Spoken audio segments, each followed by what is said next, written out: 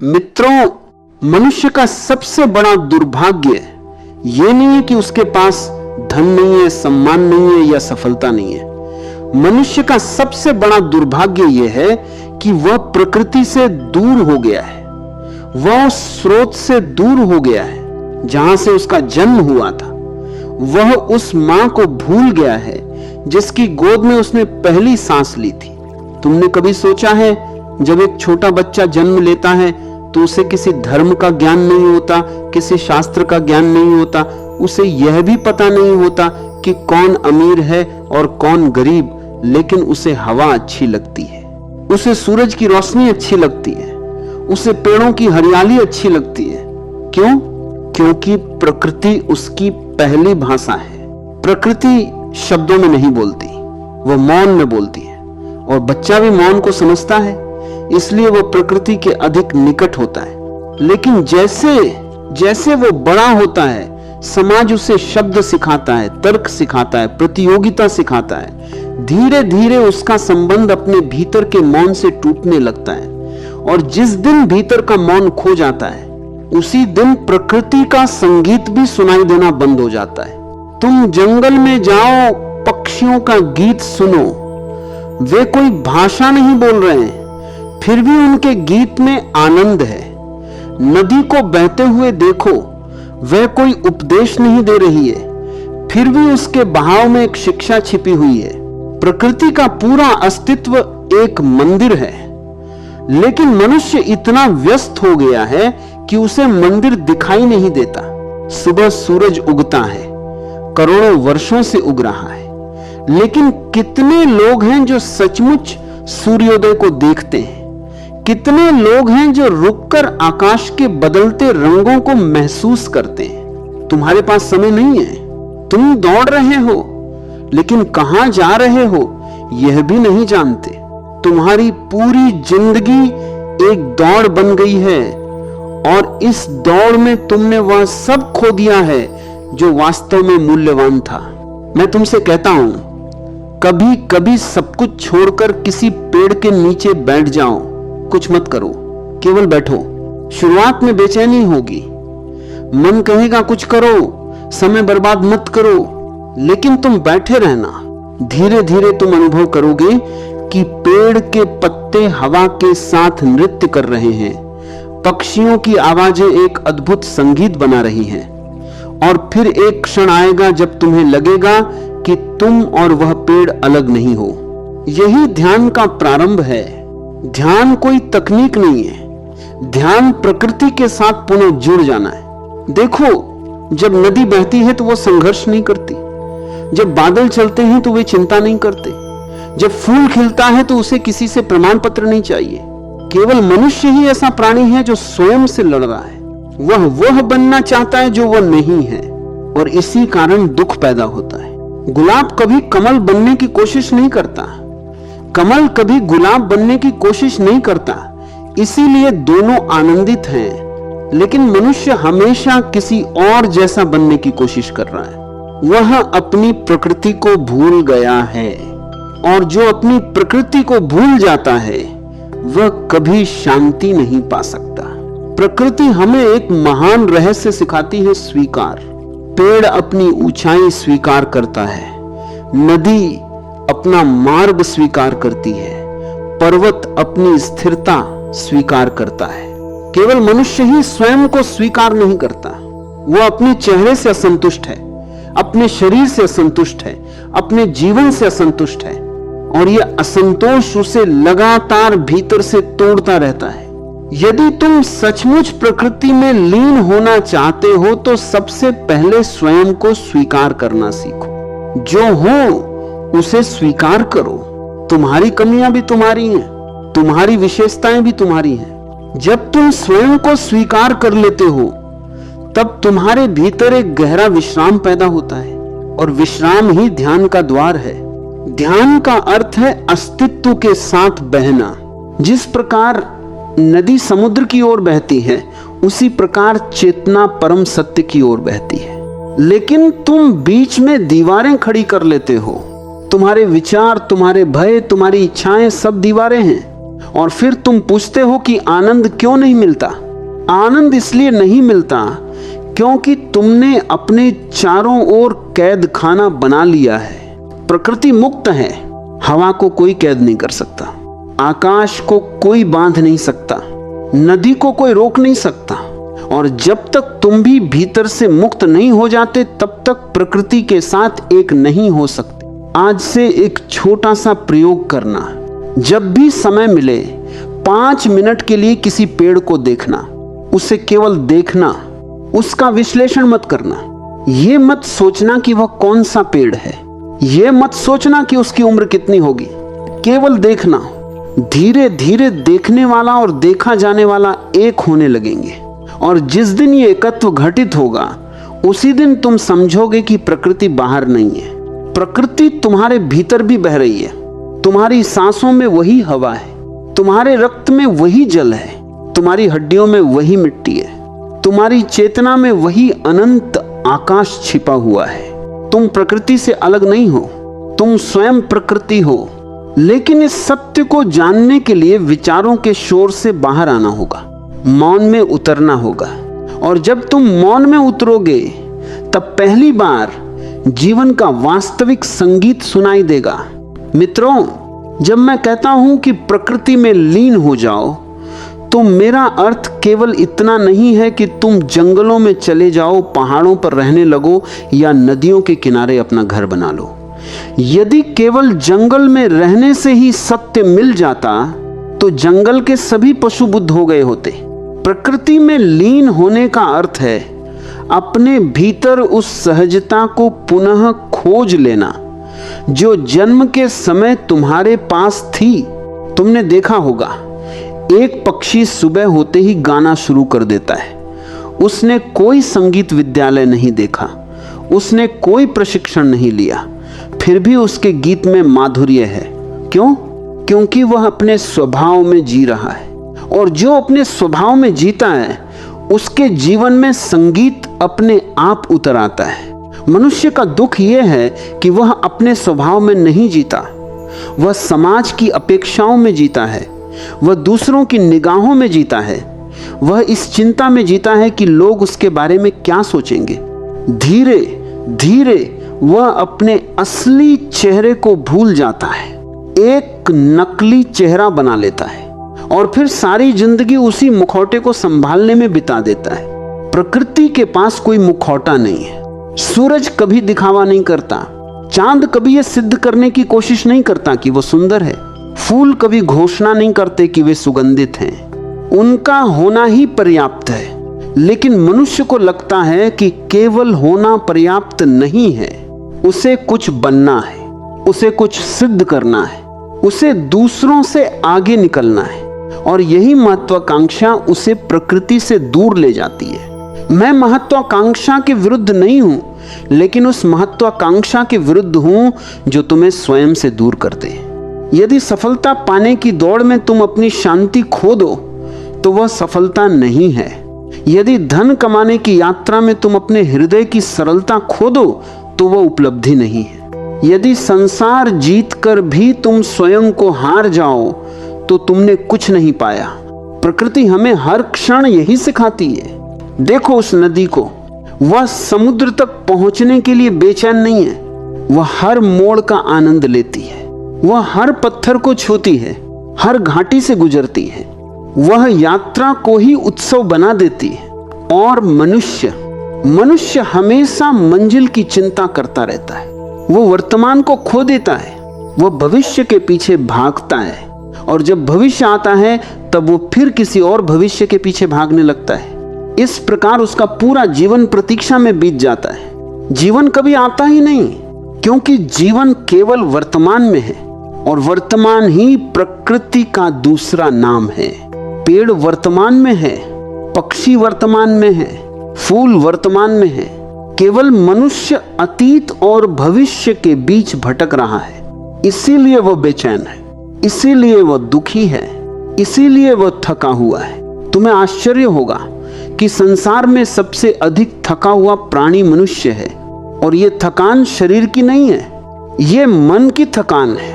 मन लगातार भाग रहा है, मन कभी रुकता नहीं। तुम रात को सोते हो तब भी मन चलता रहता है, सपनों में भी वह अपनी यात्रा जारी रखता है।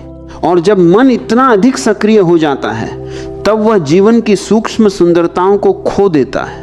क्या तुमने कभी ध्यान दिया है कि बारिश की पहली बूंद जब धरती को छूती है तो कैसी सुगंध उठती है?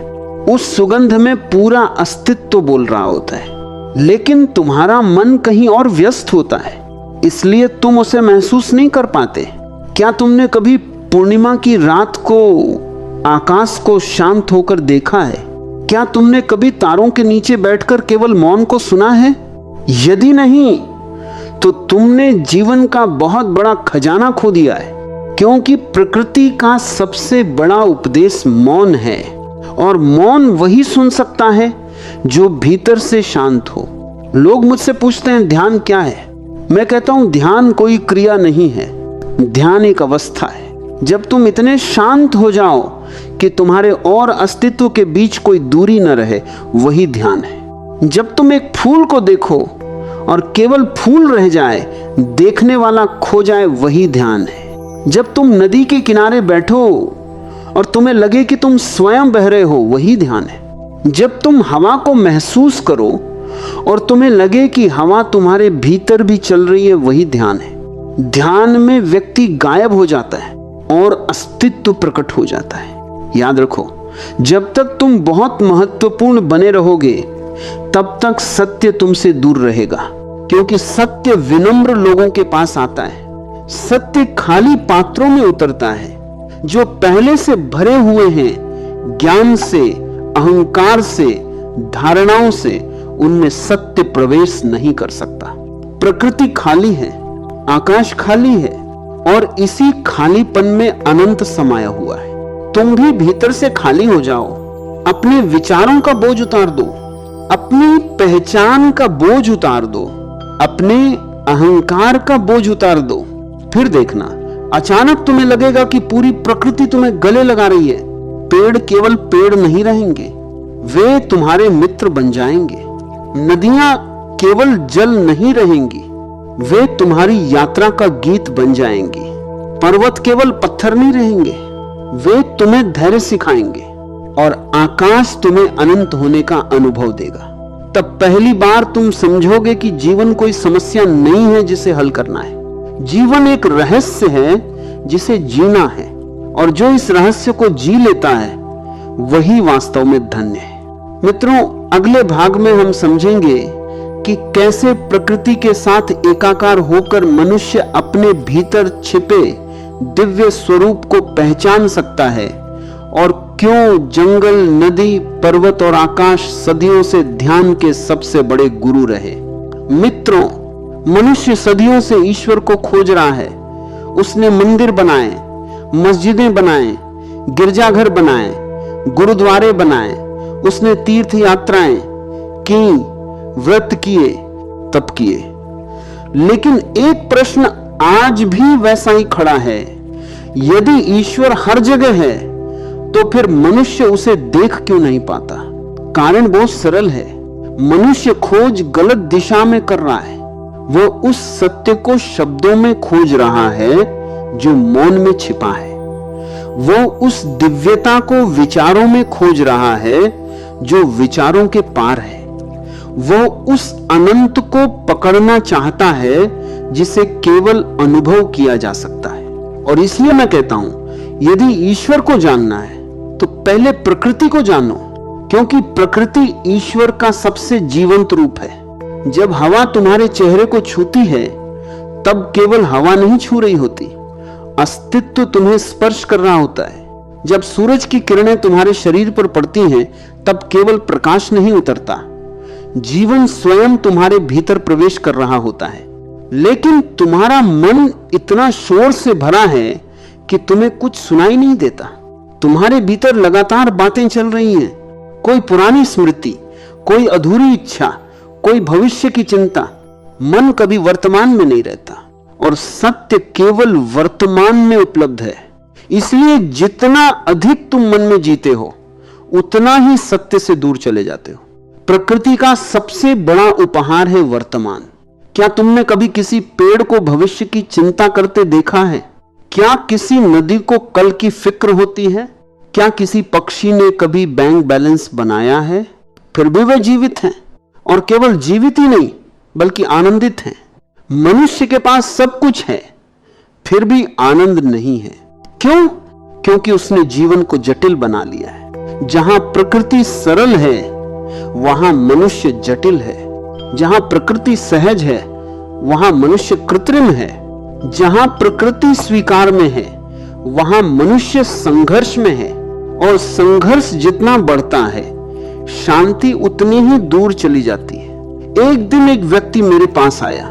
उसने कहा, मैं बहुत परेशान हूं, मन में हजारों विचार चलते रहते हैं, मुझे शांति चाहिए। मैंने उससे कहा, सुबह सूर्योदय से पहले किसी नदी के किनारे जाओ और 2 घंटे केवल बैठो। वह चकित हुआ। उसे लगा मैं कोई विशेष मंत्र दूंगा, कोई गुप्त विधि बताऊंगा, लेकिन मैंने उसे केवल नदी के पास भेजा। कुछ दिनों बाद वो लौटा। उसकी आंखों में चमक थी। उसने कहा, मैं समझ नहीं पा रहा कि क्या हुआ, लेकिन कुछ बदल गया है। मैंने कहा, कुछ हुआ नहीं है, केवल तुम्हारा मन थोड़ी देर के लिए रास्ते से हट गया था, और जब मन हटता है तब प्रकृति अपना कार्य शुरू कर देती है। याद रखो, प्रकृति केवल बाहर नहीं है, तुम्हारी धड़कन भी प्रकृति है, तुम्हारी सांस भी प्रकृति है, तुम्हारी चेतना भी प्रकृति है। तुम्हारा पूरा अस्तित्व उसी विराट अस्तित्व का एक छोटा सा हिस्सा है। जिस प्रकार समुद्र की एक लहर समुद्र से अलग नहीं होती, उसी प्रकार तुम भी अस्तित्व से अलग नहीं हो। लेकिन लहर यदि स्वयं को समुद्र से अलग समझने लगे तो भय पैदा होगा। फिर उसे मृत्यु का डर लगेगा, फिर उसे टूटने का डर लगेगा, फिर उसे समाप्त हो जाने का डर लगेगा। मनुष्य का सारा भय इसी भ्रम से पैदा होता है कि वह अलग है। वह सोचता है मैं अकेला हूं, लेकिन सच ये है कि तुम कभी अकेले नहीं हो। तुम हर क्षण अस्तित्व से जुड़े हुए हो। जैसे ही ये अनुभव गहरा होता है, भय समाप्त होने लगता है, और जहां भय समाप्त होता है वहीं प्रेम जन्म लेता है। प्रकृति प्रेम सिखाती है, लेकिन यह प्रेम किसी व्यक्ति के प्रति नहीं है, यह प्रेम संपूर्ण अस्तित्व के प्रति है। तुम एक फूल को देखते हो और अचानक हृदय भर आता है। तुम किसी पर्वत को देखते हो और भीतर श्रद्धा पैदा होती है। तुम किसी नदी के किनारे बैठते हो और आंखें नम हो जाती हैं। ये प्रेम है। ये वही प्रेम है जो धीरे धीरे ध्यान में बदल जाता है, और ध्यान अंततः तुम्हें तुम्हारे वास्तविक स्वरूप तक पहुंचा देता है। लोग पूछते हैं आत्मा क्या है? मैं कहता हूं, जिस क्षण तुम प्रकृति के साथ पूरी तरह एक हो जाते हो, उसी क्षण आत्मा की पहली झलक मिलती है। जब देखने वाला और दृश्य अलग नहीं रहते, जब सुनने वाला और संगीत अलग नहीं रहते, जब सांस लेने वाला और हवा अलग नहीं रहते, तब आत्मा प्रकट होती है। वह कहीं बाहर से नहीं आती, वह पहले से ही तुम्हारे भीतर है, लेकिन विचारों की धूल ने उसे ढक रखा है। प्रकृति उस धूल को धीरे धीरे साफ करती है। इसलिए मैं कहता हूं, जंगलों में जाओ, नदियों के किनारे बैठो, आकाश को निहारो, चांद को देखो, तारों को देखो, लेकिन देखने के लिए नहीं, खो जाने के लिए। क्योंकि जब तक तुम बचे हुए हो तब तक दूरी बनी रहती है, और जिस दिन तुम खो जाते हो उसी दिन सत्य मिल जाता है। यही ध्यान का रहस्य है, यही जीवन का रहस्य है, और यही प्रकृति का संदेश है। अगले भाग में हम और गहराई से समझेंगे कि क्यों आधुनिक मनुष्य प्रकृति से कटकर भीतर से खाली होता जा रहा है, और कैसे प्रकृति में लौटना आत्मा की ओर लौटने जैसा है। मित्रों, जितना आधुनिक मनुष्य विकसित हुआ है, उतना ही वह अपने मूल से दूर चला गया है। उसके पास पहले से अधिक साधन हैं, पहले से अधिक सुविधाएं हैं, पहले से अधिक जानकारी है, लेकिन क्या उसके पास पहले से अधिक शांति है? नहीं। क्या उसके पास पहले से अधिक आनंद है? नहीं। क्या उसके पास पहले से अधिक प्रेम है? नहीं। तो फिर यह कैसी प्रगति है? यदि तुम्हारे पास सब कुछ हो और तुम स्वयं को खो दो तो वह प्रगति नहीं है, वह एक सुंदर दिखाई देने वाली दुर्घटना है। आज मनुष्य ने ऊंची ऊंची इमारतें बना ली हैं, लेकिन उसका आकाश खो गया है। उसने वातानुकूलित कमरे बना लिए हैं, लेकिन हवा का स्पर्श खो दिया है। उसने कृत्रिम रोशनी बना ली है, लेकिन सूर्योदय का सौंदर्य खो दिया है। उसने हजारों मित्र बना लिए हैं, लेकिन पेड़ों से मित्रता करना भूल गया है। और यही कारण है कि उसके भीतर एक गहरा खालीपन पैदा हो गया है। यह खालीपन धन से नहीं भर सकता, यह खालीपन सफलता से नहीं भर सकता। यह खालीपन केवल प्रकृति से पुनः जुड़कर भरा जा सकता है।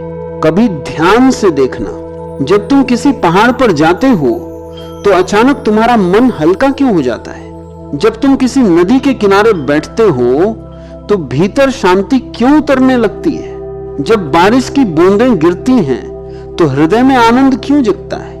क्योंकि उन क्षणों में तुम अपने मूल के करीब आ जाते हो। तुम्हारा शरीर मिट्टी से बना है, तुम्हारी सांसें हवा से चलती हैं, तुम्हारे भीतर जल बह रहा है, तुम्हारे भीतर अग्नि जल रही है, तुम्हारे ऊपर आकाश फैला हुआ है। तुम 5 तत्वों से बने हो और प्रकृति भी उन्हीं 5 तत्वों से बनी है। इसलिए जब तुम प्रकृति के निकट आते हो तो वास्तव में अपने ही निकट आते हो। यही कारण है कि जंगलों में बैठा हुआ व्यक्ति कभी कभी बिना किसी कारण के प्रसन्न हो जाता है। वहां कोई मनोरंजन नहीं होता, कोई संगीत नहीं होता, कोई उत्सव नहीं होता, फिर भी आनंद होता है, क्योंकि प्रकृति स्वयं उत्सव है। तुम्हें उसे बनाने की आवश्यकता नहीं, तुम्हें केवल उसमें शामिल होना है। लेकिन मनुष्य शामिल होना नहीं जानता, वह नियंत्रित करना जानता है। वह हर चीज पर अधिकार चाहता है, वह नदी को बांधना चाहता है, वह पर्वत को काटना चाहता है, वह जंगल को जीतना चाहता है। और जो जीतने निकलता है वह प्रेम करना भूल जाता है। प्रेम में विजय नहीं होती, प्रेम में समर्पण होता है। प्रकृति के साथ भी यही सत्य है। यदि तुम प्रकृति को जीतना चाहोगे तो कभी उसे समझ नहीं पाओगे। यदि तुम उसके सामने विनम्र होकर बैठोगे तभी वह अपने रहस्य खोलती है। याद रखो, अस्तित्व अपने द्वार अहंकारी लोगों के लिए बंद रखता है। केवल वही व्यक्ति उसके रहस्यों तक पहुंचता है जो बच्चे जैसा सरल हो जाता है। इसलिए मैं बार बार कहता हूं, बच्चे को देखो, वह एक तितली के पीछे घंटों भाग सकता है, वह एक फूल को देखकर प्रसन्न हो सकता है, वह बादलों में आकृतियां खोज सकता है। उसे किसी कारण की आवश्यकता नहीं होती, उसका आनंद स्वाभाविक होता है। लेकिन जैसे जैसे वह बड़ा होता है, समाज उसे गंभीर बना देता है। उसे सिखाया जाता है कि केवल उपयोगी चीजों पर ध्यान दो, और उसी दिन उसकी संवेदनशीलता मरने लगती है। क्योंकि जीवन की सबसे सुंदर चीजें उपयोगी नहीं होती। फूल उपयोगी नहीं है, फिर भी सुंदर है। सूर्यास्त उपयोगी नहीं है, फिर भी अद्भुत है। चांदनी उपयोगी नहीं है, फिर भी मन को छू लेती है। संगीत उपयोगी नहीं है, फिर भी आत्मा को नचा देता है। प्रेम उपयोगी नहीं है, फिर भी जीवन को अर्थ दे देता है। और ध्यान भी उपयोगी नहीं है, लेकिन वही तुम्हें स्वयं तक पहुंचा देता है। प्रकृति हमें यही सिखाती है कि जीवन का सार उपयोगिता में नहीं, अनुभव में है। तुम एक पेड़ को देखकर क्या प्राप्त करोगे? कुछ भी नहीं, लेकिन शायद उसी देखने में तुम्हें स्वयं की झलक मिल जाए। तुम एक नदी के किनारे बैठकर क्या कमाओगे? कुछ भी नहीं, लेकिन शायद उसी मौन में तुम्हारा मन शांत हो जाए। और जब मन शांत हो जाता है तब वह चमत्कार घटित होता है जिसकी खोज मनुष्य जन्मों से कर रहा है। तब तुम्हें पता चलता है कि आनंद कोई उपलब्धि नहीं है, आनंद तुम्हारा स्वभाव है। शांति कोई लक्ष्य नहीं है, शांति तुम्हारी वास्तविक अवस्था है। प्रेम कोई संबंध नहीं है, प्रेम तुम्हारे अस्तित्व की सुगंध है। लेकिन इन सब का अनुभव तभी होता है जब तुम प्रकृति के साथ फिर से एक होना सीखते हो। आज से एक छोटा प्रयोग करना, दिन में कुछ मिनट आकाश को देखना, बस देखना, कोई विचार नहीं, कोई निष्कर्ष नहीं, कोई विश्लेषण नहीं, केवल देखना। धीरे धीरे तुम्हें अनुभव होगा कि जैसे आकाश विशाल है वैसे ही तुम्हारे भीतर भी एक आकाश है, और उसी भीतर के आकाश में सारी बेचैनियां बादलों की तरह आती जाती रहती हैं। तुम बेचैनी नहीं हो, तुम विचार नहीं हो, तुम चिंता नहीं हो, तुम उस आकाश की तरह विशाल हो जो सबको देखता है और फिर भी अछूता रहता है। जिस दिन यह अनुभव हो जाता है उसी दिन ध्यान की यात्रा वास्तव में शुरू होती है, और प्रकृति उसी यात्रा की पहली गुरु है। मित्रों, अगले भाग में हम समझेंगे कि पेड़, नदी, पर्वत, हवा और आकाश मनुष्य को कौन कौन से गहरे आध्यात्मिक रहस्य सिखाते हैं, और क्यों प्रकृति का प्रत्येक तत्व एक मौन गुरु। मित्रों, यदि तुम सचमुच सीखना चाहते हो तो किसी विश्वविद्यालय जाने की आवश्यकता नहीं है। अस्तित्व का सबसे बड़ा विश्वविद्यालय तुम्हारे चारों ओर फैला हुआ है। पेड़, नदियां, पर्वत, हवा, आकाश, चांद, तारे, ये सभी मौन गुरु हैं।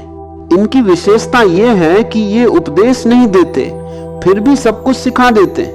मनुष्य बोलता बहुत है लेकिन जानता बहुत कम है। प्रकृति बोलती नहीं लेकिन जानती सब कुछ है, और जो जानता है उसे बोलने की आवश्यकता नहीं होती। एक विशाल वृक्ष को देखो, वह वर्षों से खड़ा है। कितनी आंधियां आई, कितने तूफान आए, कितनी बारिशें हुई, कितनी गर्मियां गुजरी, लेकिन वो अपनी जगह स्थिर खड़ा रहा। वो हमें धैर्य सिखाता है। आज का मनुष्य अधैर्य से भरा हुआ है। उसे सब कुछ तुरंत चाहिए, तुरंत सफलता, तुरंत धन, तुरंत प्रसिद्धि, तुरंत प्रेम। लेकिन अस्तित्व की गति धीमी है। बीज को वृक्ष बनने में समय लगता है, फूल को खिलने में समय लगता है, सूरज को उगने में समय लगता है, नदी को समुद्र तक पहुंचने में समय लगता है, और आत्मा को जागने में भी समय लगता है।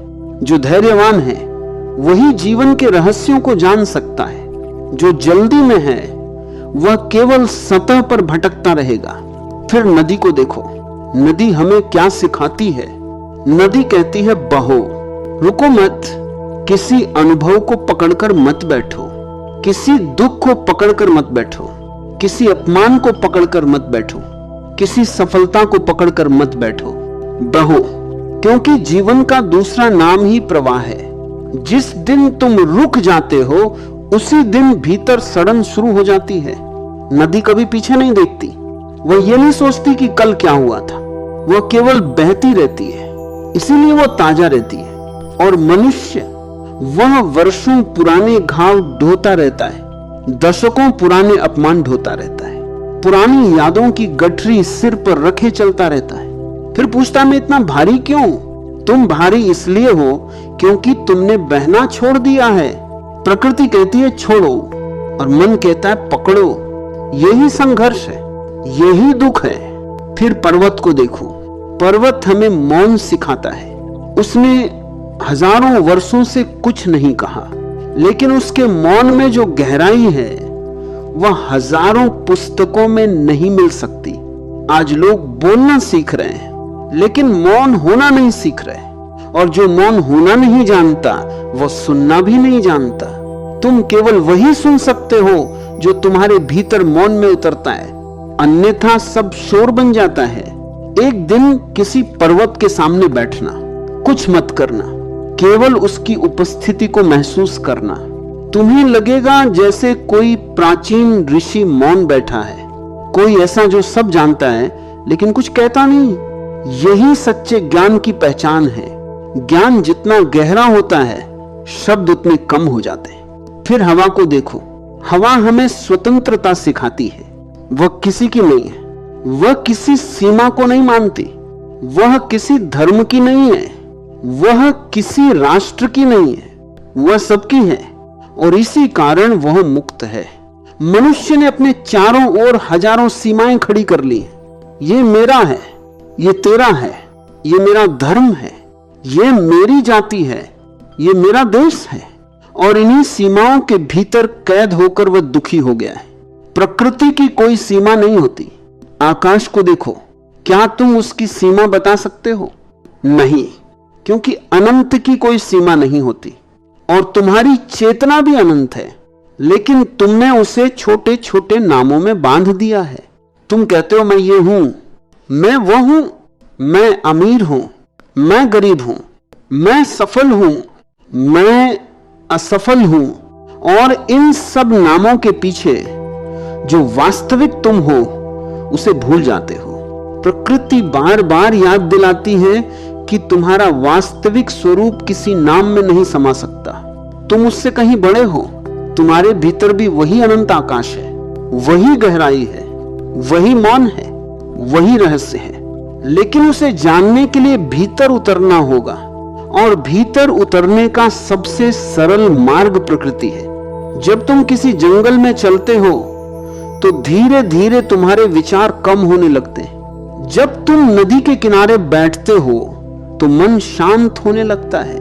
जब तुम तारों को देखते हो तो अहंकार छोटा पड़ने लगता है, और यह बहुत शुभ संकेत है, क्योंकि आत्मज्ञान की शुरुआत वहीं से होती है जहां अहंकार छोटा होने लगता है। याद रखो, अस्तित्व किसी को छोटा नहीं करता, लेकिन जब तुम उसकी विराटता को देखते हो तो तुम्हें अपने अहंकार की मूर्खता समझ में आने लगती है। एक तारा तुम्हारी पृथ्वी से लाखों गुना बड़ा हो सकता है। एक आकाश गंगा में अरबों तारे हो सकते हैं, और ऐसी अरबों आकाश गंगाएं इस ब्रह्मांड में हैं। फिर भी तुम अपने छोटे से अहंकार को लेकर घूम रहे हो। प्रकृति तुम्हें विनम्र बनाती है, और विनम्रता ही आध्यात्मिकता का द्वार है। जिस दिन तुम अस्तित्व के सामने झुक जाते हो, उसी दिन तुम्हारी यात्रा शुरू हो जाती है।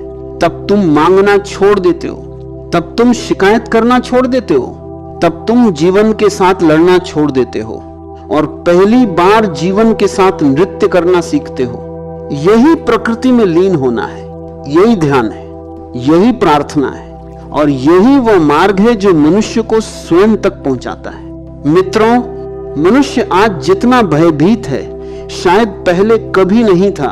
बाहर से वो मजबूत दिखाई देता है, लेकिन भीतर से टूटा हुआ है। उसके चेहरे पर मुस्कान है, लेकिन हृदय में बेचैनी है। उसके पास साधन है, लेकिन शांति नहीं है। उसके पास लोग हैं, लेकिन अपनापन नहीं है। और इसका मूल कारण क्या है?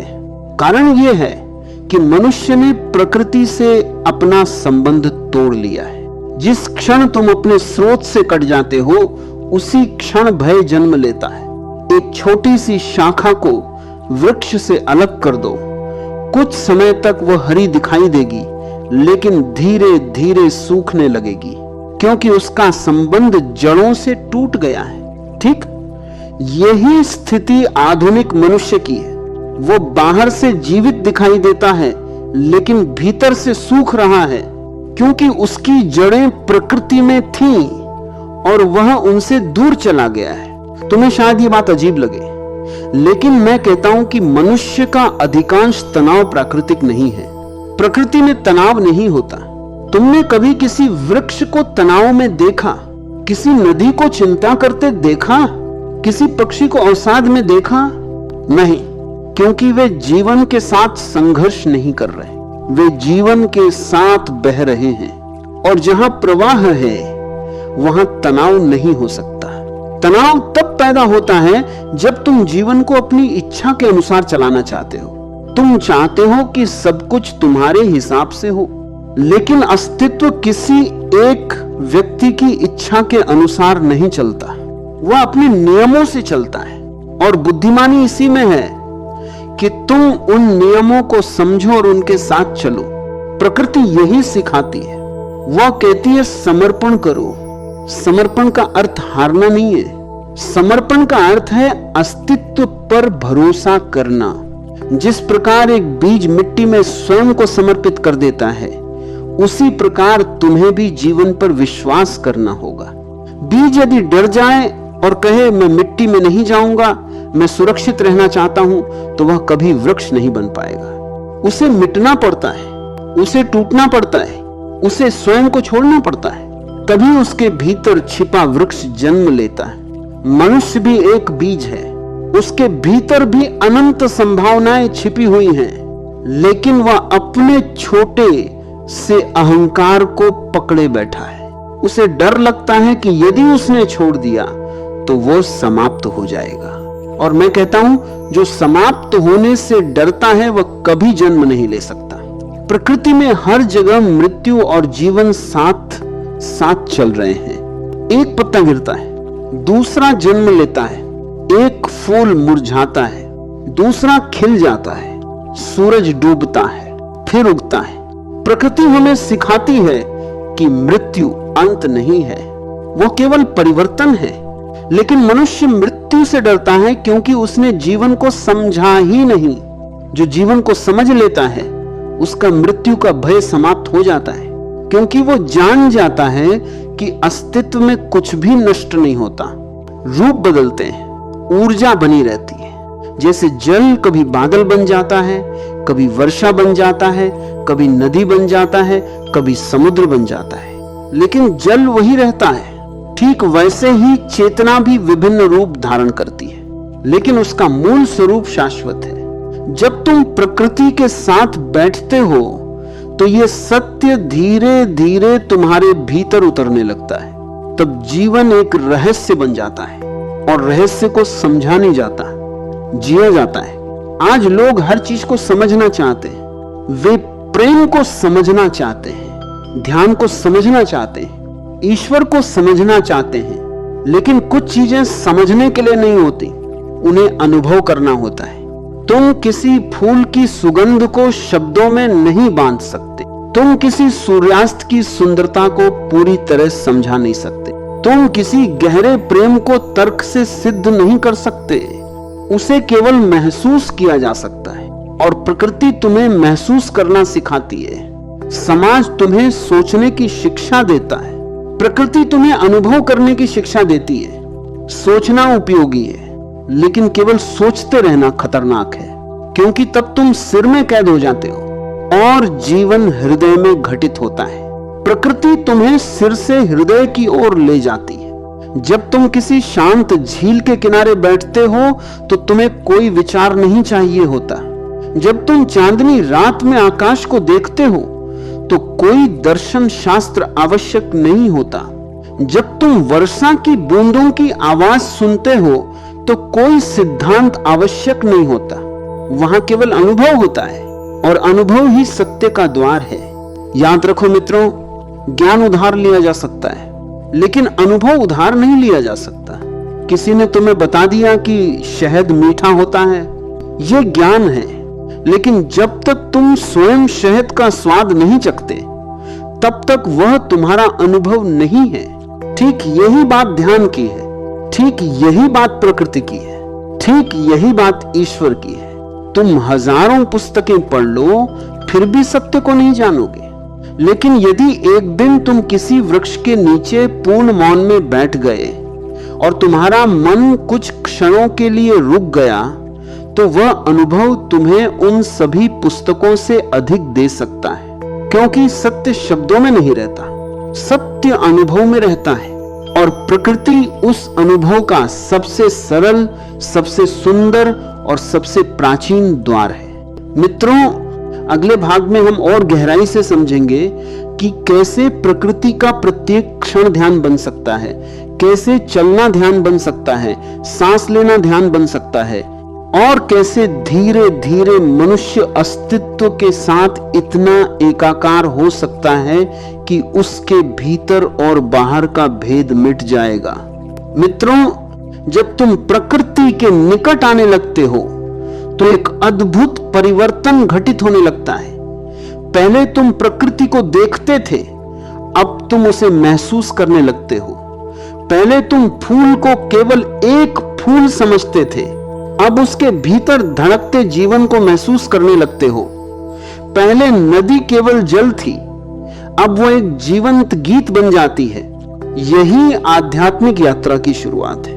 आध्यात्मिकता का अर्थ किसी धर्म विशेष से जुड़ना नहीं है। आध्यात्मिकता का अर्थ है जीवन के प्रति संवेदनशील हो जाना, और संवेदनशीलता तभी जन्म लेती है जब मन का शोर कम होने लगता है। तुमने देखा होगा एक शांत झील में आकाश साफ दिखाई देता है, लेकिन यदि झील की सतह पर लगातार लहरें उठती रहें तो आकाश का प्रतिबिंब टूट जाता है। तुम्हारा मन भी एक झील की तरह है। जब उसमें विचारों का तूफान चलता रहता है तब सत्य का प्रतिबिंब दिखाई नहीं देता। तुम्हारा मन भी एक झील की तरह है। जब उसमें विचारों का तूफान चलता रहता है तब सत्य का प्रतिबिंब दिखाई नहीं देता। लेकिन जैसे ही मन शांत होता है, अस्तित्व स्वयं को प्रकट करने लगता है। और प्रकृति मन को शांत करने की सबसे बड़ी कला जानती है। किसी सुबह सूर्योदय से पहले उठो, जब संसार अभी पूरी तरह जागा ना हो, जब पक्षियों की पहली आवाजें वातावरण में फैल रही हो, जब हवा में ताजगी हो, और तब किसी खुले स्थान पर बैठ जाओ। कुछ मत करो, केवल बैठो।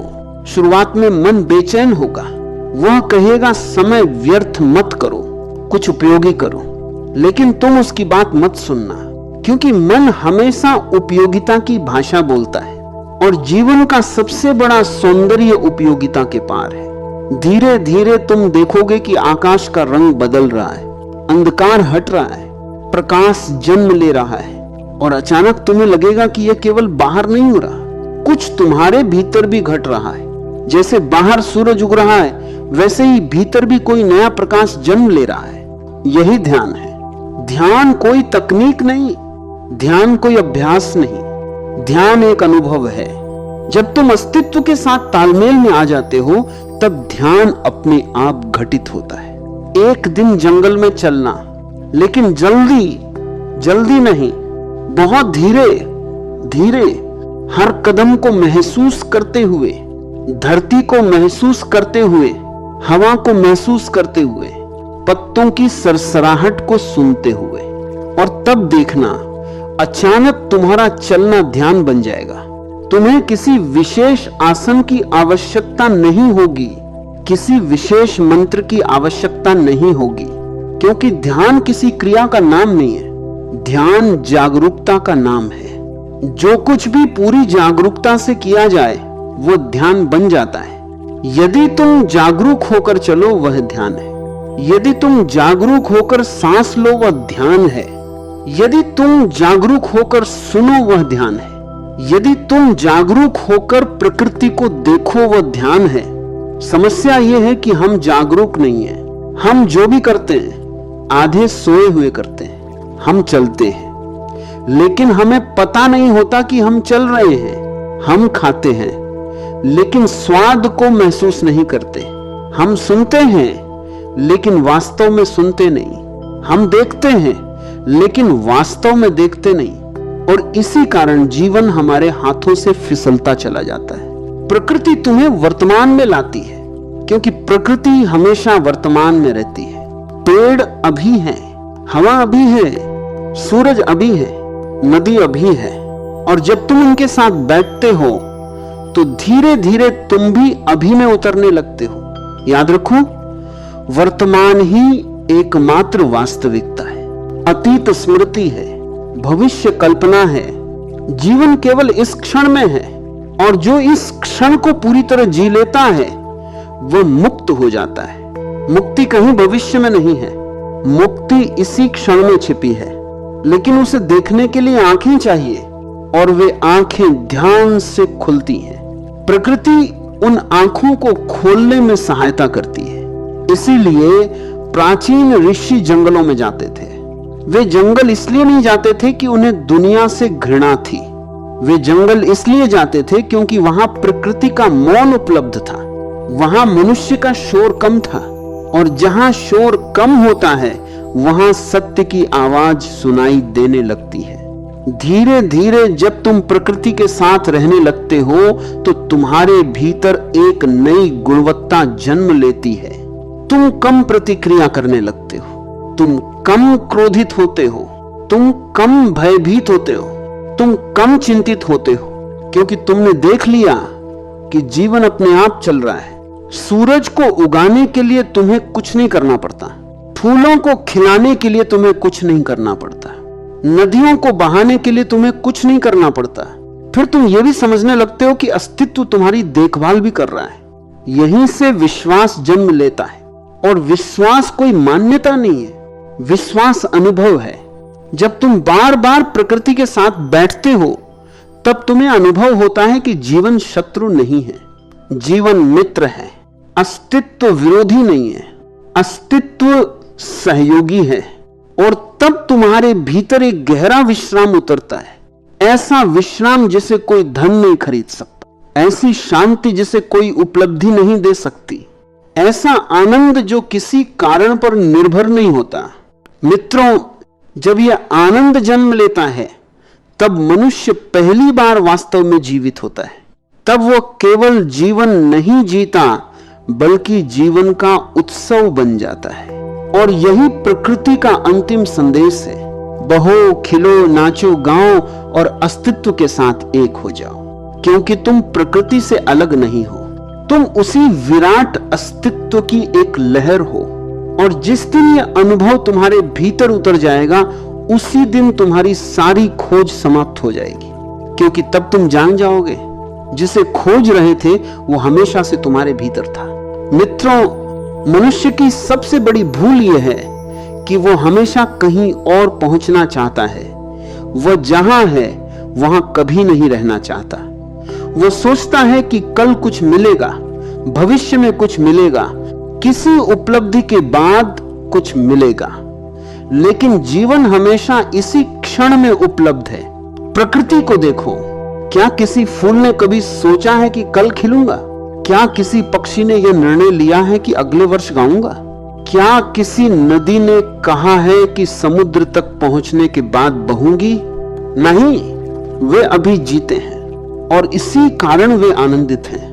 मनुष्य अभी को खोकर भविष्य के पीछे भागता है, फिर जब भविष्य आता है तब वो फिर किसी और भविष्य के पीछे भागने लगता है। उसकी पूरी जिंदगी एक ऐसी दौड़ बन जाती है जिसका कोई अंत नहीं। मैं तुमसे कहता हूं, एक दिन रुक कर देखो, कहां जा रहे हो, क्यों जा रहे हो, क्या खोज रहे हो, और जो खोज रहे हो क्या वह तुम्हारे भीतर पहले से मौजूद नहीं है? प्रकृति बार बार यही संदेश देती है। वह कहती है जो है उसे देखो, जो है उसे स्वीकार करो, जो है उसी में उतर जाओ। लेकिन मनुष्य को स्वीकार करना कठिन लगता है। उसे लगता है कि यदि उसने स्वीकार कर लिया तो वह आगे कैसे बढ़ेगा। वह स्वीकार को आलस्य समझ लेता है, जबकि वास्तविकता इसके ठीक विपरीत है। स्वीकार का अर्थ रुक जाना नहीं है, स्वीकार का अर्थ है संघर्ष छोड़ देना। नदी बहती है लेकिन संघर्ष नहीं करती, फूल खिलता है लेकिन संघर्ष नहीं करता, सूरज उगता है लेकिन संघर्ष नहीं करता। और फिर भी उनका विकास होता है, उनका विस्तार होता है, उनकी पूर्णता प्रकट होती है। मनुष्य भी तब सबसे अधिक विकसित होता है जब वह सहज होता है, तनाव में नहीं, डर में नहीं, बल्कि विश्वास में। प्रकृति विश्वास सिखाती है। बीज को देखो, जब उसे मिट्टी में डाला जाता है तब वह अंधेरे में चला जाता है। उसे पता नहीं होता कि ऊपर क्या है, उसे यह भी नहीं पता होता कि वो वृक्ष बनेगा या नहीं। फिर भी वह मिट्टी पर भरोसा करता है, वो टूट जाता है, वह अपने पुराने स्वरूप को छोड़ देता है और इसी छोड़ने से उसका नया जन्म होता है। तुम भी एक बीज हो, तुम्हारे भीतर भी एक विराट वृक्ष छिपा है, लेकिन वह तब तक प्रकट नहीं होगा जब तक तुम अपने भय को नहीं छोड़ते। भय तुम्हें छोटा बनाए रखता है, भय तुम्हें सीमित बनाए रखता है, भय तुम्हें वही बने रहने के लिए मजबूर करता है जो तुम हो। और जीवन का नियम है जो बदलता नहीं, वो मर जाता है। प्रकृति हर क्षण बदल रही है, आकाश बदल रहा है, ऋतुएं बदल रही हैं, नदियां बदल रही हैं, पेड़ बदल रहे हैं, यहां तक कि तुम्हारा शरीर भी हर क्षण बदल रहा है। लेकिन तुम्हारा मन परिवर्तन से डरता है, वह पुराने को पकड़कर बैठा रहता है और इसी कारण दुख पैदा होता है। दुख का अर्थ है जीवन आगे बढ़ रहा है लेकिन तुम पीछे अटके हुए हो। प्रकृति कहती है आगे बढ़ो, छोड़ो, बहो, नाचो, और मन कहता है पकड़ो। यही संघर्ष है। मित्रों, क्या तुमने कभी पतझड़ को ध्यान से देखा है? जब पेड़ों से पत्ते गिरते हैं तब पेड़ दुखी नहीं होता, वो पुराने पत्तों को जाने देता है। उसे पता है कि नए पत्ते आएंगे, लेकिन मनुष्य पुराने पत्तों को पकड़कर बैठा रहता है। पुराने संबंध, पुरानी यादें, पुराने दुख, पुराने अपमान, पुरानी सफलताएं, वो कुछ भी जाने नहीं देता, और जो जाने नहीं देता वह नया प्राप्त नहीं कर सकता। अस्तित्व का नियम बहुत सरल है, खाली हो जाओ ताकि नया उतर सके। आकाश इसलिए विशाल है क्योंकि वह खाली है। बांसुरी इसलिए संगीत देती है क्योंकि वह भीतर से खाली है। मंदिर इसलिए पवित्र लगता है क्योंकि उसमें एक रिक्तता होती है। और मनुष्य, वह विचारों, इच्छाओं, भय और स्मृतियों से इतना भरा हुआ है कि सत्य के लिए कोई स्थान ही नहीं बचता। प्रकृति तुम्हें खाली होना सिखाती है। एक दिन रात में खुले आकाश के नीचे बैठना, तारों को देखना और फिर स्वयं से पूछना, मैं कौन हूं? इस अनंत ब्रह्मांड में मेरी क्या स्थिति है? तुम्हें लगेगा कि तुम्हारा अहंकार धीरे धीरे पिघल रहा है। तुम्हारी सारी चिंताएं छोटी लगने लगेंगी। जिन बातों के लिए तुम परेशान थे वे महत्वहीन लगने लगेंगी, क्योंकि अस्तित्व की विराटता के सामने तुम्हारी समस्याएं बहुत छोटी हैं। और यह समझ बहुत मूल्यवान है, क्योंकि अधिकांश दुख इस भ्रम से पैदा होते हैं कि हम बहुत महत्वपूर्ण हैं। प्रकृति तुम्हें विनम्र बनाती है, और विनम्रता के बिना ध्यान संभव नहीं, विनम्रता के बिना प्रेम संभव नहीं, विनम्रता के बिना सत्य संभव नहीं। जिस दिन तुमने अस्तित्व के सामने सिर झुका दिया, उसी दिन तुम्हारी यात्रा शुरू हो गई। तब तुम मांगना छोड़ देते हो, तब तुम शिकायत करना छोड़ देते हो, तब तुम जीवन को बदलने की कोशिश छोड़ देते हो और पहली बार जीवन को समझने लगते हो। मित्रों, याद रखो, प्रकृति कोई वस्तु नहीं है जिसे देखा जाए। प्रकृति एक जीवंत उपस्थिति है जिसमें खोया जाता है, और जब तुम उसमें खो जाते हो तब स्वयं को पा लेते हो। यही विरोधाभास है। जो स्वयं को बचाने की कोशिश करता है वह स्वयं को खो देता है।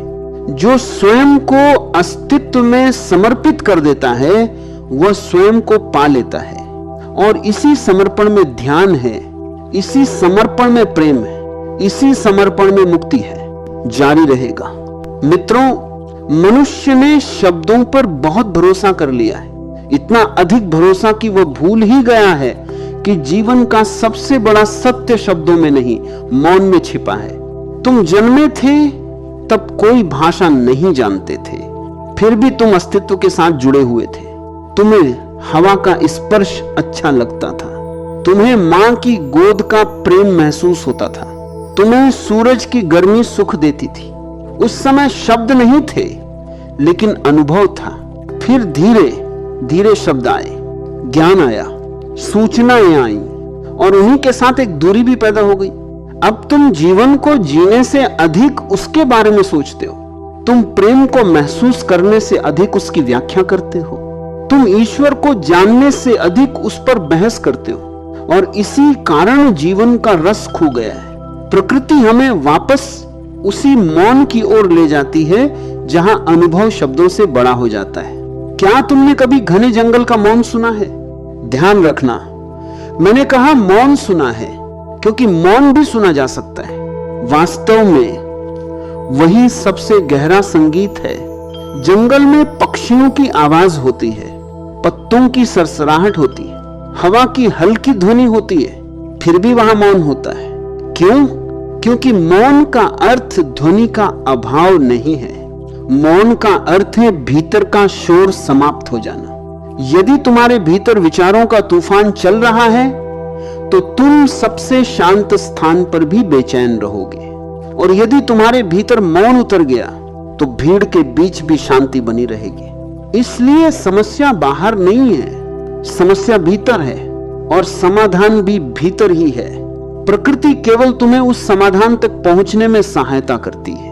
जब तुम किसी नदी के किनारे बैठते हो और उसके बहाव को सुनते हो तो धीरे धीरे तुम्हारे विचारों की गति कम होने लगती है। जब तुम किसी पर्वत को देखते हो तो उसकी स्थिरता तुम्हारे भीतर उतरने लगती है। जब तुम रात के आकाश को देखते हो तो उसकी विशालता तुम्हारे मन को फैलाने लगती है, और तभी एक चमत्कार घटित होता है। तुम पहली बार स्वयं को देखने लगते हो। अभी तक तुम दुनिया को देखते रहे, दूसरों को देखते रहे, लेकिन स्वयं को नहीं देखा, क्योंकि स्वयं को देखने के लिए मौन चाहिए, और मौन वही व्यक्ति प्राप्त कर सकता है जो रुकना जानता है। आज मनुष्य रुकना भूल गया है।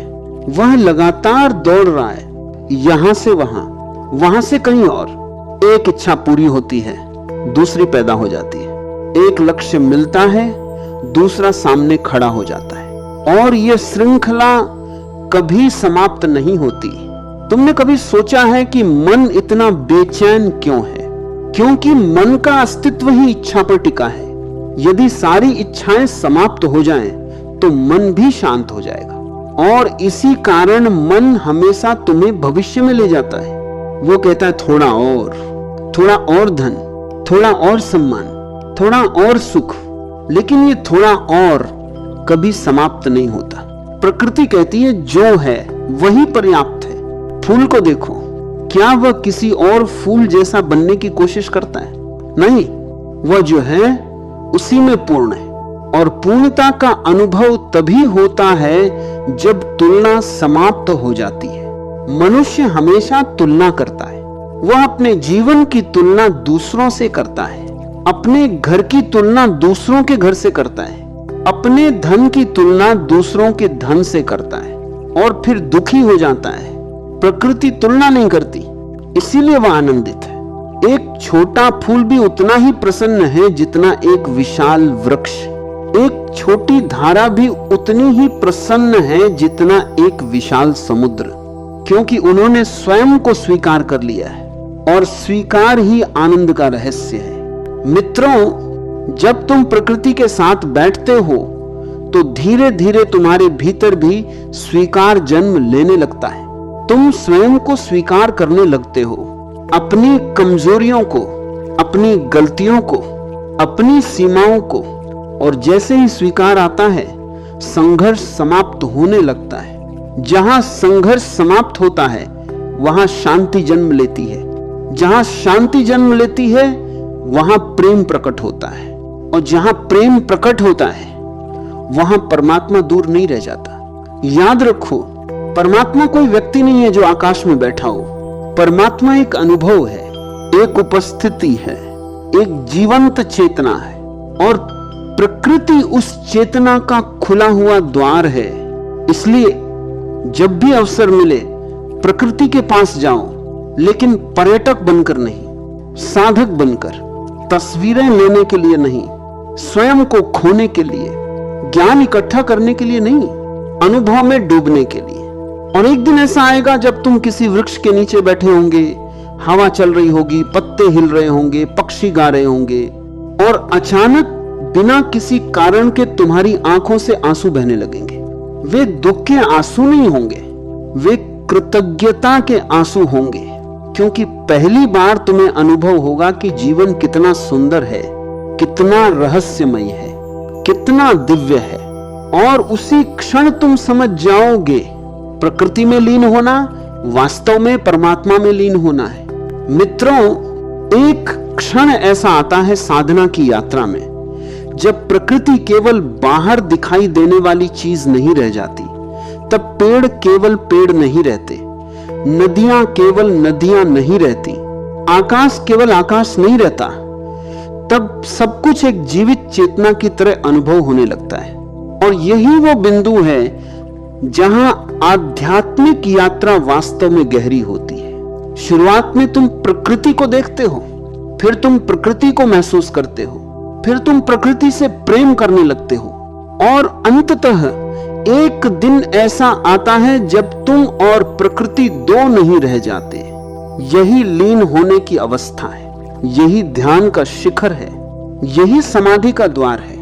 लेकिन इसे समझने की कोशिश मत करना, क्योंकि कुछ बातें समझने के लिए नहीं होती, कुछ बातें केवल जीने के लिए होती हैं। तुमने कभी देखा है कि जब एक नदी समुद्र में मिलती है तो उसका नाम समाप्त हो जाता है, उसकी अलग पहचान समाप्त हो जाती है। वह अब नदी नहीं रहती, वह समुद्र बन जाती है। क्या समुद्र में मिलकर नदी कुछ खोती है? नहीं, वो खोती नहीं, वो विराट हो जाती है। उसकी सीमाएं समाप्त हो जाती हैं, उसकी छोटी सी पहचान समाप्त हो जाती है और उसके स्थान पर अनंत आ जाता है। ठीक यही घटना ध्यान में घटती है। तुम्हारा छोटा सा मैं धीरे धीरे समाप्त होने लगता है और उसके स्थान पर एक विराट चेतना प्रकट होने लगती है। यही कारण है कि सभी महान संतों ने अहंकार को सबसे बड़ी बाधा कहा है। अहंकार कहता है मैं अलग हूं, अस्तित्व कहता है सब एक हैं। अहंकार कहता है मैं विशेष हूं, अस्तित्व कहता है सब दिव्य है। अहंकार कहता है मुझे प्राप्त करना है, अस्तित्व कहता है केवल समर्पण करना है। और जब तक ये अहंकार बना रहता है तब तक दूरी बनी रहती है। तुम प्रकृति को देखते हो लेकिन उसमें प्रवेश नहीं कर पाते। तुम फूल को देखते हो लेकिन उसकी सुगंध में खो नहीं पाते। तुम आकाश को देखते हो लेकिन उसकी विशालता तुम्हारे भीतर नहीं उतरती, क्योंकि बीच में मैं खड़ा है और यही मैं सबसे बड़ी दीवार है। मित्रों, प्रकृति की सबसे बड़ी शिक्षा समर्पण है।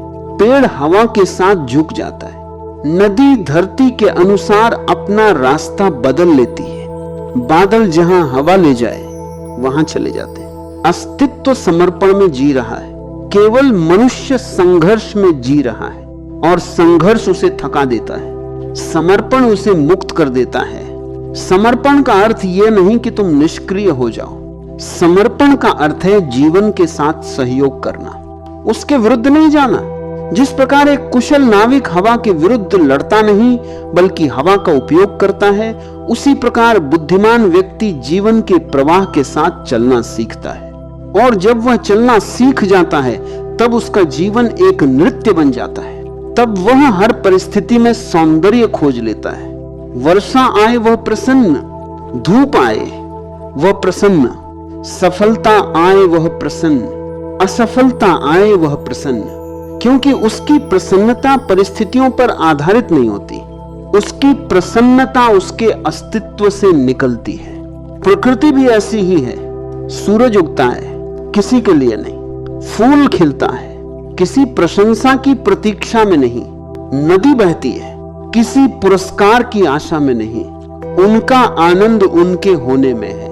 और यही ध्यान का अंतिम रहस्य है। आनंद किसी उपलब्धि में नहीं है, आनंद होने में है, सिर्फ होने में। कुछ बनने की आवश्यकता नहीं, कुछ सिद्ध करने की आवश्यकता नहीं, कुछ प्राप्त करने की आवश्यकता नहीं। जो हो उसे पूरी तरह जी लेना ही पर्याप्त है। लेकिन मनुष्य को यह बात बहुत कठिन लगती है, क्योंकि उसे बचपन से सिखाया गया है कि वह तभी मूल्यवान है जब वह कुछ बन जाए, जब वह सफल हो जाए, जब वह प्रसिद्ध हो जाए, जब लोग उसकी प्रशंसा करें। और इसी कारण उसका पूरा जीवन एक दौड़ बन जाता है। वह स्वयं से दूर भागता रहता है, प्रकृति उसे वापस बुलाती रहती है। हर सुबह सूर्योदय के माध्यम से, हर शाम सूर्यास्त के माध्यम से, हर फूल की सुगंध के माध्यम से, हर पक्षी के गीत के माध्यम से, हर हवा के झोंके के माध्यम से अस्तित्व लगातार कह रहा है, रुक जाओ, थोड़ा ठहरो, अपने भीतर लौट आओ, जो खोज रहे हो वह यही है। लेकिन मनुष्य इतना व्यस्त है कि उसे यह पुकार सुनाई नहीं देती। मित्रों, मैं तुमसे कहता हूं, यदि तुम जीवन का सबसे बड़ा चमत्कार देखना चाहते हो तो किसी दिन अकेले प्रकृति के बीच बैठ जाना। मोबाइल नहीं, पुस्तक नहीं, संगीत नहीं, कोई साथी नहीं, केवल तुम और अस्तित्व। शुरू में बेचैनी होगी, फिर ऊब होगी, फिर विचार आएंगे, फिर स्मृतियां आएंगी, फिर कल्पनाएं आएंगी। लेकिन यदि तुम धैर्य से बैठे रहे तो एक क्षण ऐसा आएगा जब सब शांत हो जाएगा और उस शांति में तुम पहली बार स्वयं को सुनोगे, पहली बार अपने हृदय की धड़कन सुनोगे, पहली बार अपनी सांसों का संगीत सुनोगे, पहली बार उस मौन को सुनोगे जो हमेशा से तुम्हारे भीतर था, और उसी क्षण तुम्हें समझ में आएगा प्रकृति बाहर नहीं है, प्रकृति भीतर भी है, तुम्हारी सांस में, तुम्हारे रक्त में, तुम्हारी चेतना में, तुम्हारे मौन में। तुम स्वयं प्रकृति का ही एक रूप हो। और जब यह अनुभव पूर्ण हो जाता है तब साधक और प्रकृति के बीच का भेद समाप्त हो जाता है। तब देखने वाला भी नहीं बचता, केवल देखना बचता है। तब सुनने वाला भी नहीं बचता, केवल सुनना बचता है। तब मैं भी नहीं बचता, केवल अस्तित्व बचता है। और यही परम आनंद है, यही मुक्ति है, यही समाधि।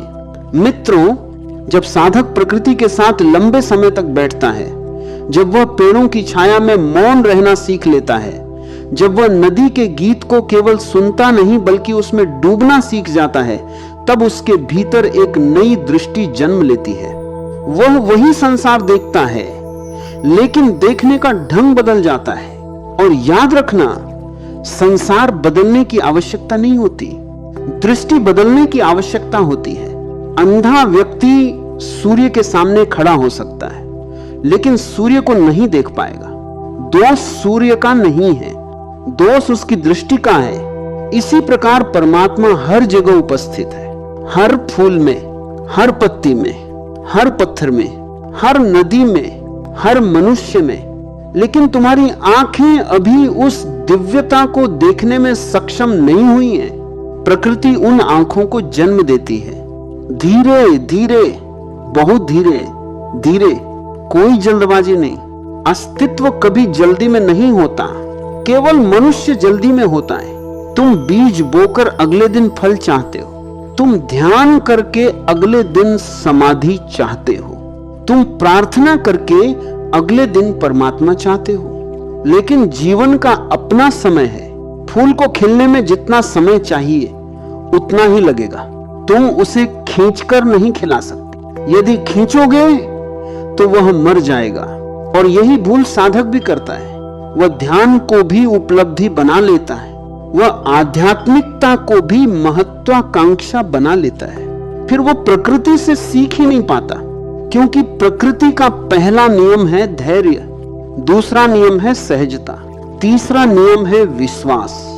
एक बीज को नहीं पता कि उसके भीतर क्या छिपा है, फिर भी वह मिट्टी में समर्पित हो जाता है, और वही समर्पण उसे वृक्ष बना देता है। तुम्हारे भीतर भी एक विराट संभावना छिपी है, लेकिन तुम उस पर विश्वास नहीं करते। तुम्हें अपने ऊपर भरोसा नहीं है, तुम्हें अस्तित्व पर भरोसा नहीं है। और जहां भरोसा नहीं होता वहां भय पैदा होता है। यही कारण है कि आधुनिक मनुष्य इतना डरा हुआ है। उसे भविष्य का डर है, उसे मृत्यु का डर है, उसे असफलता का डर है, उसे अकेलेपन का डर है।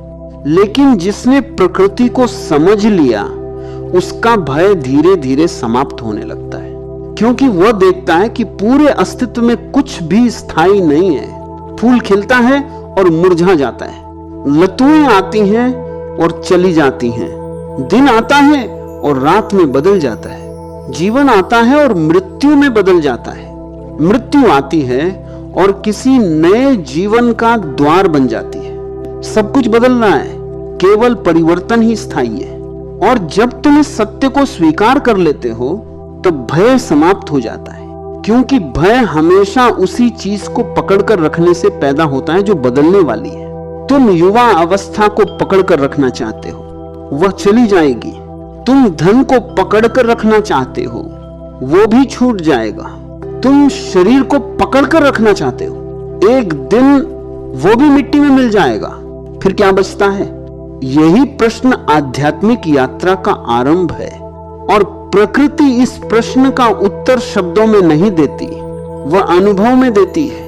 किसी शांत रात में तारों को देखो, तुम्हें लगेगा कि तुम बहुत छोटे हो, लेकिन उसी क्षण तुम्हें यह भी लगेगा कि तुम इस विराटता से जुड़े हुए हो। तुम छोटे भी हो और अनंत भी हो। शरीर छोटा है, चेतना अनंत है, नाम छोटा है, अस्तित्व अनंत है, व्यक्ति छोटा है, जीवन अनंत है। और जिस दिन ये अनुभव गहराई से उतर जाता है, उसी दिन साधक का जन्म होता है। उस दिन वह केवल जीवित नहीं रहता, वह जाग जाता है। और जागरण का अर्थ है हर चीज को पहली बार देखना, जैसे कोई बच्चा देखता है, बिना पूर्वाग्रह के, बिना निष्कर्ष के, बिना तुलना के।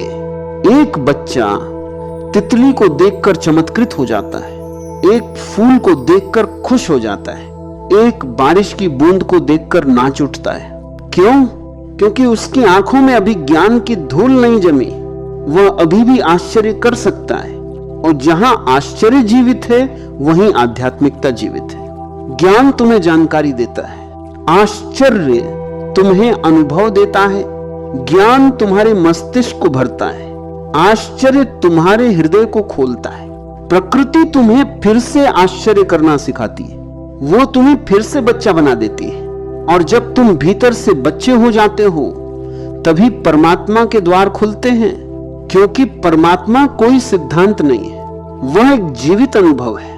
वह किसी धर्म ग्रंथ में कैद नहीं है, वह किसी मंदिर की दीवारों में बंद नहीं है। वो तो हवा में बह रहा है, नदी में गा रहा है, पक्षियों में चहक रहा है, फूलों में मुस्कुरा रहा है, और तुम्हारी सांसों में भी धड़क रहा है। लेकिन उसे देखने के लिए आंखें चाहिए, और प्रकृति उन्हीं आंखों को जन्म देती है। मित्रों, जिस दिन तुमने किसी वृक्ष को केवल वृक्ष की तरह नहीं, बल्कि एक जीवित चेतना की तरह देख लिया, जिस दिन तुमने नदी को केवल पानी की धारा नहीं, बल्कि अस्तित्व के संगीत की तरह सुन लिया, जिस दिन तुमने आकाश को केवल खाली स्थान नहीं, बल्कि अनंत की झलक की तरह महसूस कर लिया, उस दिन तुम्हारी यात्रा एक नए आयाम में प्रवेश कर जाएगी। तब तुम प्रकृति के पास नहीं जाओगे, तुम जहां भी होगे प्रकृति तुम्हारे भीतर होगी। तब जंगल तुम्हारे भीतर होगा, तब नदी तुम्हारे भीतर बहेगी, तब आकाश तुम्हारे भीतर फैलेगा, और तब पहली बार तुम्हें अनुभव होगा, मैं प्रकृति में नहीं हूं, प्रकृति मुझ में है। मित्रों, एक दिन ऐसा आता है जब साधक के भीतर एक महान क्रांति घटित होती है। यह क्रांति बाहर नहीं दिखाई देती, न कोई ध्वनि होती है, न कोई घोषणा, लेकिन भीतर कुछ ऐसा बदल जाता है कि फिर वह व्यक्ति पहले जैसा नहीं रह जाता। पहले वह संसार को वस्तुओं के रूप में देखता था, अब वो हर चीज में जीवन को देखने लगता है। पहले वह वृक्ष को लकड़ी समझता था, अब वह वृक्ष में धड़कती हुई चेतना को महसूस करता है। पहले वह नदी को पानी समझता था, अब वह नदी में बहते हुए अस्तित्व का संगीत सुनता है। पहले वह आकाश को खाली समझता था, अब उसे उसी आकाश में अनंत का द्वार दिखाई देने लगता है। यही परिवर्तन ध्यान का वास्तविक फल है। ध्यान तुम्हें कोई नया ज्ञान नहीं देता, ध्यान तुम्हारी आंखों से पर्दा हटा देता है। सत्य तो पहले से ही मौजूद है, सूरज हमेशा से चमक रहा है, लेकिन यदि खिड़की बंद हो तो प्रकाश भीतर कैसे आए? ध्यान खिड़की खोल देता है, और प्रकृति उस खिड़की को खोलने की सबसे सहज कुंजी है। मित्रों, मनुष्य का पूरा जीवन मैं के चारों ओर घूमता है। मेरा घर, मेरा परिवार, मेरा नाम, मेरा सम्मान, मेरा धर्म, मेरा विचार, और यही मेरा धीरे धीरे कारागार बन जाता है। जितना अधिक तुम मेरा कहते हो, उतना ही छोटा होते जाते हो, क्योंकि तुम स्वयं को सीमाओं में बांध लेते हो।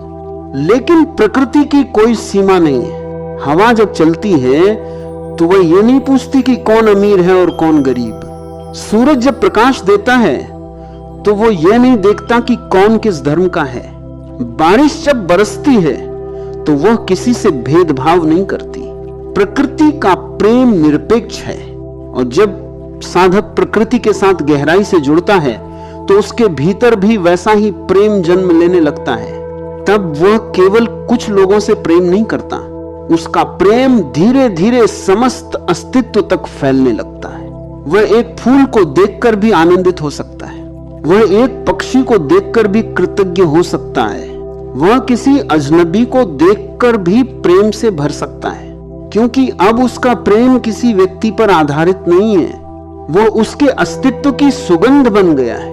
और याद रखना, जब प्रेम सुगंध बन जाता है तभी वह आध्यात्मिक होता है, अन्यथा वह केवल संबंध होता है। प्रकृति का प्रेम संबंध नहीं है, प्रकृति का प्रेम उपस्थिति है।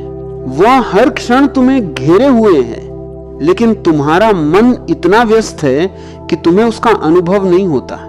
तुम हमेशा कुछ न कुछ सोचते रहते हो और सोचने में इतना खो जाते हो कि जीना भूल जाते हो।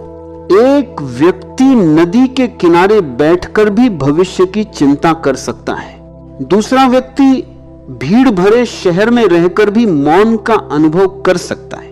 अंतर स्थान का नहीं है, अंतर चेतना का है। इसलिए मैं बार बार कहता हूं, जिस दिन तुम सुबह की पहली किरण को देखकर कृतज्ञ हो जाओ, जिस दिन हवा का एक झोंका तुम्हें प्रार्थना जैसा लगने लगे, जिस दिन किसी पक्षी का गीत तुम्हें ध्यान में ले जाए, जिस दिन किसी पेड़ की छाया में बैठकर तुम्हारी आंखों से आनंद के आंसू बहने लगे, समझ लेना कि तुम प्रकृति के करीब नहीं पहुंचे हो, तुम प्रकृति में विलीन होना शुरू हो गए हो। और यही मनुष्य के जीवन की सबसे बड़ी उपलब्धि।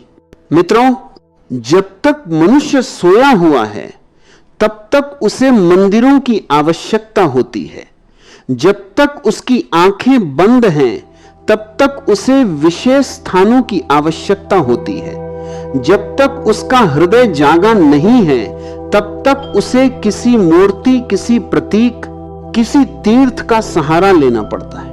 लेकिन जिस दिन चेतना जागती है उस दिन पूरा अस्तित्व मंदिर बन जाता है। तब कोई एक स्थान पवित्र नहीं रह जाता, सब कुछ पवित्र हो जाता है।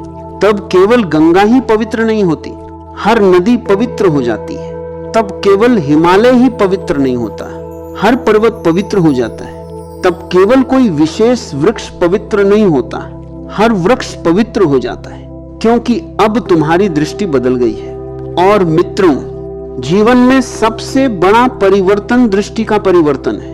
यदि दृष्टि बदल जाए तो वही संसार स्वर्ग बन सकता है। यदि दृष्टि न बदले तो स्वर्ग भी नरक बन सकता है। तुम जहां भी जाते हो अपने मन को साथ ले जाते हो। यदि मन अशांत है तो हिमालय भी तुम्हें शांति नहीं दे पाएगा। यदि मन शांत है तो बाजार की भीड़ में भी तुम ध्यान का अनुभव कर सकते हो। इसीलिए मैं कहता हूं, समस्या संसार नहीं है, समस्या मन है, और समाधान भी मन के पार जाने में है। प्रकृति तुम्हें मन के पार ले जाने का निमंत्रण देती है। एक पेड़ के नीचे बैठो, कुछ मत सोचो, कुछ मत मांगो, कुछ मत करो, केवल उपस्थित रहो।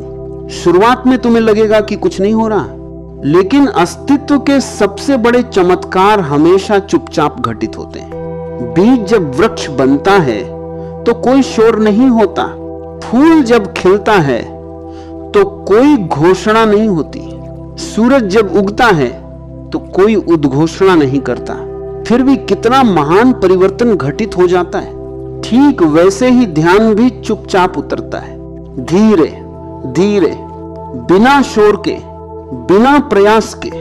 और एक दिन अचानक तुम्हें अनुभव होता है कि तुम्हारे भीतर जो बेचैनी थी वह कम हो गई है, जो भय था वह हल्का हो गया है, जो क्रोध था वह पिघलने लगा है, जो अकेलापन था वह गायब होने लगा है। क्योंकि अब तुम स्वयं को अलग नहीं महसूस करते। अब तुम्हें अनुभव होने लगता है कि तुम इस विराट अस्तित्व का हिस्सा हो, और जो अस्तित्व से जुड़ जाता है वह कभी अकेला नहीं रह सकता। अकेलापन तभी पैदा होता है जब हम स्वयं को अलग समझते हैं। लेकिन क्या एक लहर समुद्र से अलग हो सकती है? क्या एक पत्ता वृक्ष से अलग हो सकता है? क्या एक किरण सूरज से अलग हो सकती है? नहीं, वे अलग दिखाई देते हैं लेकिन वास्तव में अलग नहीं है। ठीक यही बात तुम्हारी है। तुम स्वयं को अलग समझते हो, यही भ्रम है, यही अज्ञान है, और इसी अज्ञान से सारा दुख पैदा होता है। प्रकृति इस अज्ञान को तोड़ती है। वो तुम्हें बार बार दिखाती है कि सब कुछ जुड़ा हुआ है। फूल और मधुमक्खी जुड़े हुए हैं, नदी और समुद्र जुड़े हुए हैं, धरती और आकाश जुड़े हुए हैं, हवा और वृक्ष जुड़े हुए हैं, और तुम भी इस विशाल जाल का एक हिस्सा हो। तुम अलग नहीं हो, तुम कभी अलग थे ही नहीं, तुम केवल भूल गए हो। आध्यात्मिकता कोई नई चीज प्राप्त करना नहीं है, आध्यात्मिकता स्मरण है। याद करना है कि तुम कौन हो, याद करना है कि तुम कहां से आए हो, याद करना है कि तुम्हारा वास्तविक स्वरूप क्या है।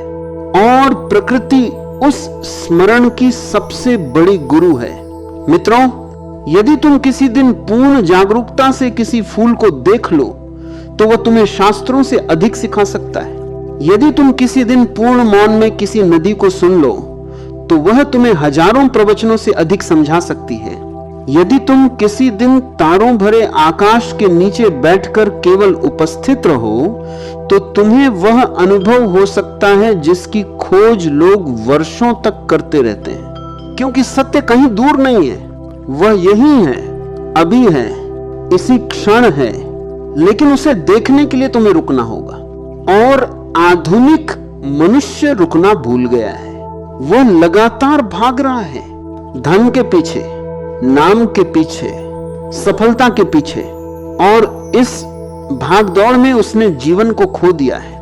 मैं तुमसे कहता हूं, कुछ समय के लिए रुक जाओ, आकाश को देखो, हवा को महसूस करो, पक्षियों का गीत सुनो, पेड़ों को छुओ, धरती पर नंगे पैर चलो, और फिर देखो कि तुम्हारे भीतर क्या होता है। धीरे धीरे तुम पाओगे कि तुम्हारा हृदय खुल रहा है, तुम्हारी संवेदनशीलता लौट रही है, तुम्हारी आंखों में फिर से आश्चर्य जन्म ले रहा है। और वही आश्चर्य आध्यात्मिकता का जन्म है। जिस दिन जीवन तुम्हें फिर से रहस्यमय लगने लगे, जिस दिन हर सुबह एक चमत्कार जैसी लगे, जिस दिन हर सांस एक उपहार जैसी लगे, जिस दिन हर पत्ता तुम्हें परमात्मा का संदेश लगे, समझ लेना कि तुम्हारी यात्रा सही दिशा में चल रही है। मित्रों, जागृत व्यक्ति के लिए पूरी पृथ्वी एक मंदिर है। उसके लिए हर दिशा पवित्र है, हर क्षण पवित्र है, हर सांस प्रार्थना है, हर कदम ध्यान है, और हर अनुभव परमात्मा का स्पर्श है। तब उसे किसी विशेष मंदिर में जाने की आवश्यकता नहीं रहती, क्योंकि जहां भी वह जाता है मंदिर उसके साथ चला जाता है, वह स्वयं मंदिर बन जाता है। और यही मनुष्य की सबसे ऊंची संभावना है।